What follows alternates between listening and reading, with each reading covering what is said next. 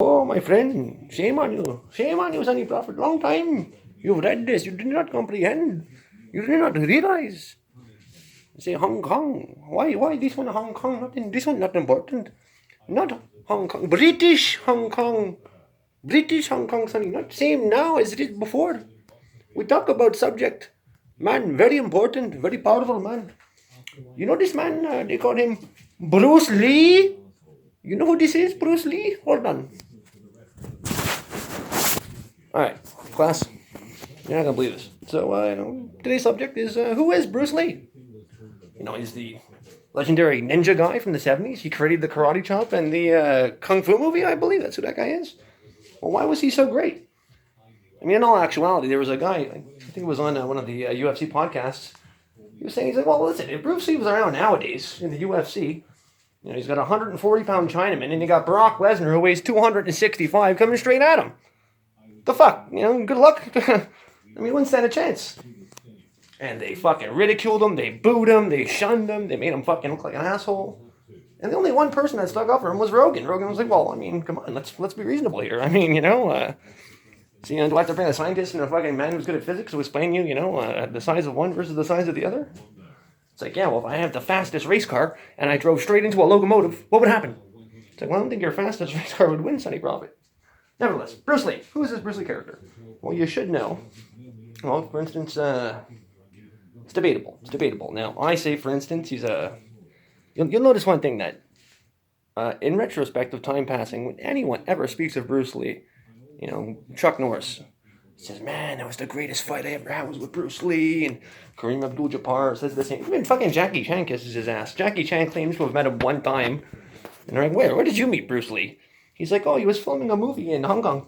I'm like, okay, and? He's like, I was 13. He's like, oh, okay, what happened? He's like, we were on set, and I was an extra. There was about 10,000 Chinamen, and I was just one of the 10,000, and as Bruce Lee walked by, a bag of sand almost hit him in the head, so I jumped out and karate chopped the bag of sand. Oh, well, of course you did. Yes. The truth is that Bruce Lee is just some Chinese guy who made a lot of money. Why? Because he belonged to a very prominent family. His father was, at the time... Hold on, let me see if I can get it here. His father was a famous Cantonese opera singer. He was, not only was a famous Cantonese opera singer, he was one of the greatest Chinese film actors of his age. He toured all over the world, including Europe and America, and he worked up to 5 or 6 movies at one single time. That's who his pops was. Now, who's his mama? Who's your mama, Bruce Lee? Who's Mama Lee? Well, his mother was apparently a lady named, this is absolutely incredible, her name was Grace Ho. Now, Grace Ho, who is that? Well, she's a prominent daughter of one of the wealthiest families in Hong Kong, the Ho Tung family. Now, to those who understand what Freemasonry is here in this country, you'd have to understand that if you were in Hong Kong or China in the Boxer Rebellion, Freemasons, the concept of Freemasonry was everywhere at the time. And the Chinese Masons are those who run, not necessarily the triads, but they run the Hung Moon. That's a very powerful word. The Hung Moon. Okay, that's the secret societies of the Chinese Freemasons. That includes all the fucking, snakeheads, all the triads, all the fucking, various fucking zipper-banging wing-wongs. Back to the Bruce Lee story. So his mother, Grace Ho, she was the daughter of the Ho Tungs. It's like, okay, well, fine. But, the Ho Tungs, how powerful are these people? Ho Tungs were one of the most prominent families because they had the ruling tribes of Hong Kong. British Hong Kong! Big money, Sonny. One of the largest banks in the world? HSBC. It's a British bank.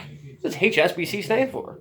A British bank, HSBC. Well, clearly it's the Hong Kong Shanghai Banking Corporation. It's like, well, no, it's a British bank we're talking about. What's that? Oh, that's the right answer? Why would the largest bank in Britain be called the... Never mind. Okay, so the family. Who's the Ho Tung? Who's the head of Ho Tungs then? Well, the head of the Ho Tungs was her uncle, Sir Robert Ho Tung. He was known as the Grand Old Man of Hong Kong, and he was knighted by the Queen. This fella, this guy, this man. You know this man? Hey, you know this guy? You know this man? This man, the richest person in British Hong Kong. Rule out triad. This is the man we give all the fucking heroin to. You understand the story of what happened in China? You guys know that story, right, class? You understand the story of what's called... I believe it was called... I'm trying to think of the exact phrasing. It was the Heroin Rebellion? No, it was the Opium War? Opium War. It was Queen Victoria's Opium War. It's like, well, the British Crown. How did those cocksuckers over on an island, across from fucking France, get so much richer than everyone else? It's like, well, being on an island, give me an example, Hitler in Germany. This guy was tough, he was a motherfucking strong, he had all these tanks, but he's in the middle of a continent, and they're going to attack him fucking all around. It's like, damn, what would be the best prevention of such things? It's like, well, if you're on an island, they have to invade you. It's like, well, how good is this island concept when it comes to historical warfare? It's like, well, you have Japan, who's never lost. You have England, who's never lost. You have Sri Lanka, who's never lost. You have various Javanese kings in Polynesia. The Mobutu. Let's not forget Mobutu Jimplawe. I might have made one of those names up. Nevertheless, this man. This is why this man is so powerful. Now, don't get me wrong. I'm sure he can throw a great... Oh, by the way, Bruce Lee's famous class. I want you to go online, find Bruce Lee's famous 1-inch punch. Then go to Christ, it was the very first demonstration, because he gives 2 demonstrations of it, okay? The first demonstration is the one we all see where he hits the guy and the guy goes onto the chair flying. But that wasn't the actual first public demonstration. The first one, he does to one of these Grandmaster guys.